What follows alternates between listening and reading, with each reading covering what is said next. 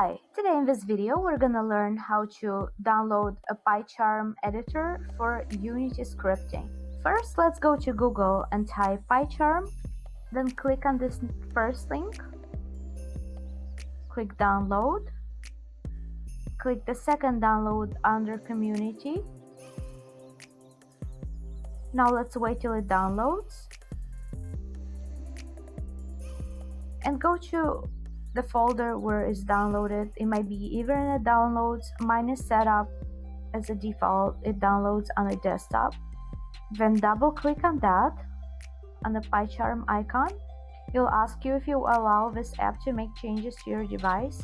Click yes, then go ahead and click next. It'll ask you where you want to save and install the program. I usually install in the disk C program files. Then click next, create desktop shortcut, and go click next and install.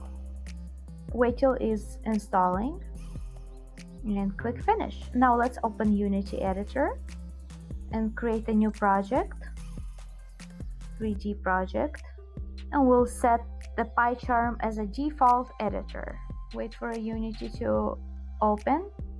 Then let's go into edit, preferences, external tools, and right here you can choose your editor. I already have my Phycharm as a default, but how you assign it, you click on it, go to browse, go to local disk C, program files, then JetBrains folder, Phycharm community editor, then go into the bin and select the Phycharm 64. You'll see the Phycharm icon here and it says application.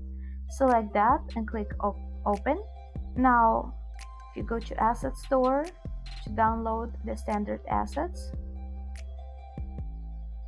I'll import mine because I already have them downloaded. Click import. Okay, so now since we downloaded all the standard assets and downloaded the pie chart and set it as a default editor, now we can double click on the error. But first, make sure you're in the console, make sure you cleared it. Now you'll have only one error with exclamation red mark.